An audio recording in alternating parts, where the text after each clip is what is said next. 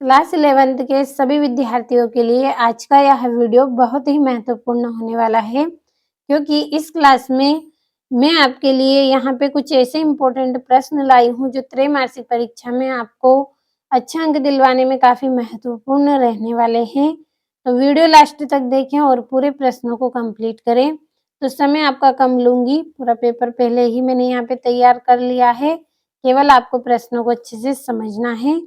तो पहले प्रश्न की ओर बढ़ते हैं। तो सही विकल्प चुनिए। तो निम्नलिखित में से किस विद्वान ने भूगोल शब्द का प्रयोग किया? एरेटोस्थनीज ने भूगोल शब्द का प्रयोग किया। दूसरा है, निम्नलिखित में से कौन सी संख्या बिग बैंग घटना को प्रदर्शित करती है?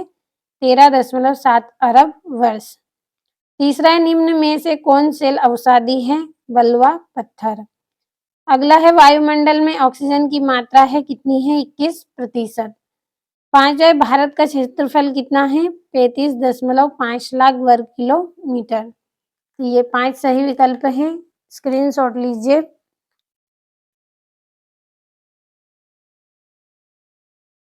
अगला प्रश्न है आपका, रिक्त स्थान की पूर्ति कीजिए। पहला है, भारत के मध्य से डेश रेखा गुजरती है। कौन सी रेखा गुजरती है? कर्क रेखा। दूसरा है, पृथ्वी पर जीवन डेश वर्ष पहले आरंभ हुआ? 380 करोड़ वर्ष पहले आरंभ हुआ पृथ्वी पर जीवन। तीसरा है, ग्रेनाइट और बेसाल्ट डेश सेलों का उदाहरण है? अग्नेय सेलों का। चौथा है, उष्ण मरुस्थलों में डेश एक महत्वपूर्ण अपर्दन का कारक है। क्या है? पवन है इसका कारण। अगला है, भूकंप मापी यंत्र डेश कहलाता है? सिस्मोग्राफ कहलाता है, जिससे भूकंप को नापा जाता है। छठा है, जैव भूगोल में डेश का अध्ययन किया जाता है? जीव और वनस्पति का अध्ययन किया जाता है। तो ये आपके रिक्त स्थान भी यहाँ पे पूरे हो गए हैं।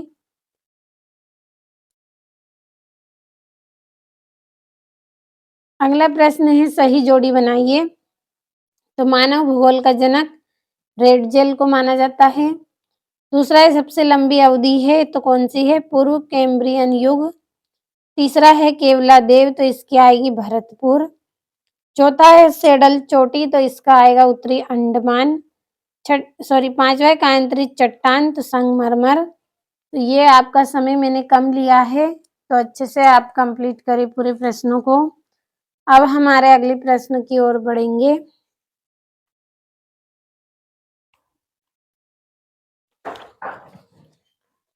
तो ये यहाँ से आपका अगला प्रश्न है, जिसमें एक शब्द या फिर एक वाक्य में उत्तर देना है। तो खनिज का मूल स्रोत क्या है? मैग्मा है खनिज का मूल स्रोत। दूसरा है, मरुस्थलीय क्षेत्रों में उथली जल की झीलों को क्या कहते हैं? प्लाया कहते हैं। तीसरा है, पृथ्वी की त्रिज्या कितनी है? 6378 किलोमीटर है। चौथा है, वायुमंडल में ऑक्सीजन की मात्रा कब पूर्ण रूप से हुई? 200 करोड़ों वर्ष पूर्व पहले हुई। तो इसका आंसर में मुझे थोड़ा सा यहाँ पे डाउट है, तो आप एक बार कंप्लीट कर लीजिएगा इसको। और पांचवा है, भारत किस गोलार्ध में स्थित है? उत्तरी गोलार्ध में स्थित है। छठा है, कश्मीर हिमालय का कौन सा भाग ठंडा मरुस्थल कहलाता है? उत्तरी पूर्व भाग कहलाता है। पांचवा प्रश्न है, सत्य असत्य। पहला है, हिमानी लटकती घाटी बनाती है, तो सत्य। दूसरा है, पृथ्वी की सतह एक रूप है, तो यह असत्य। तीसरा है, गैसों के झुंड से निर्मित विशाल ग्रह को जोवियन ग्रह कहते हैं, तो ये सत्य। चौथा है, सोना और चांदी एक तत्वीय खनिज है, तो यह सत्य है। और मालदीव बंगाल की खाड़ी में स्थित द्वीपीय देश है, तो यह सत्य। छठा है, हिमालय की उत्पत्ति से पूर्व यहाँ पर तैथिस सागर था, तो ये आपका सत्य। तो दोनों प्रश्नों को कंप्लीट करें आप अच्छे से। अगले प्रश्न की ओर बढ़ेंगे।